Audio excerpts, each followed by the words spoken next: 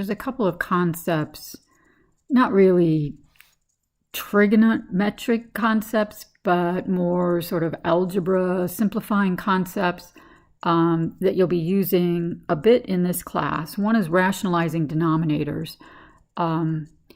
In my math lab, there are times where you're going to get an answer that's going to have a square root in the denominator. For example, 2 over square root of 3. And you type it in and it's like, no, it's close, but it can be simplified type thing. Well, sometimes that means rationalize the denominator, get the radical out of the denominator. And to do that, you multiply top and bottom by whatever that radical is down there. I'm going to write this all out. If you multiply a number that's not under a radical times one that is under, the number just goes out in front. So 2 square root of 3. If they're both under radicals, you can multiply them together over square root of 9. But the square root of 9 turns out to be just 3. So 2 radical 3 divided by 3 would be rationalizing the denominator. You cannot cancel the 3's out because, again, one's under a radical, one is not under a radical. However, if the situation had been where the answer came up 4 square roots of 3 over 2, if the two numbers can be reduced, then you would go ahead and reduce those. 2 will go into both of those, which would just be 2 square root of 3. Anything divided by 1 is itself. So again, rationalizing a denominator, let's say I have square root of 3 over square root of 5.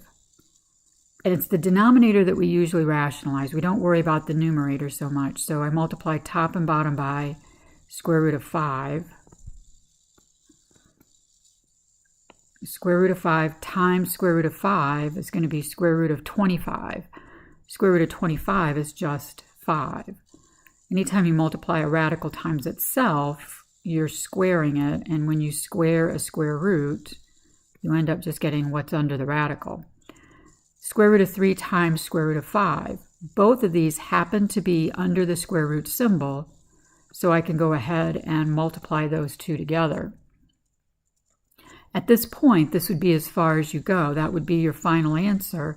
Again, the 15 and the 5 can't cancel because one is under a radical, one is not. So you've rationalized the denominator. The other technique that we're going to be doing a lot of is simplifying a complex fraction. This will have to be done when you type things into my math lab.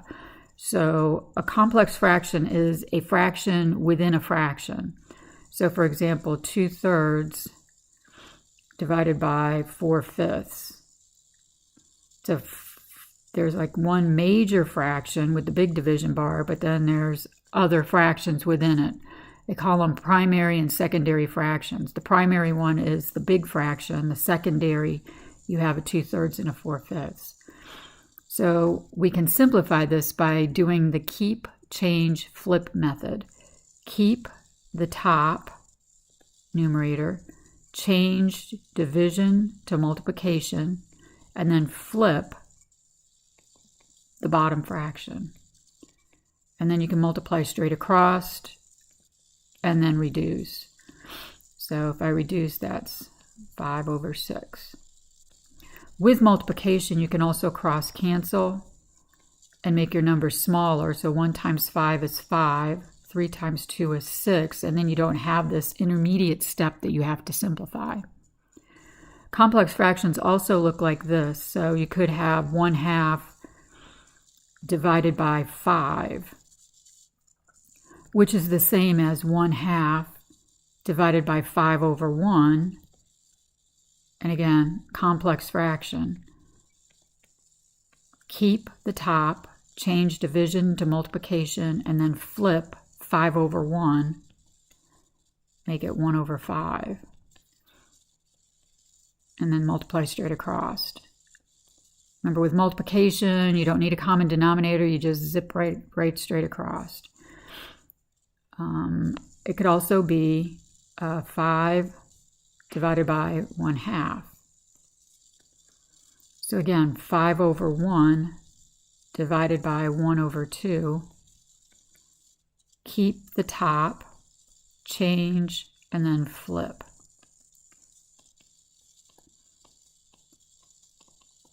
So we end up with just 10. So we don't leave complex fractions in an answer. In other words, I should not see 2 or 3 division bars in a problem. I should only see 1 division bar, like 5 over 6, not 1/2 over 5 over 1 or something like that.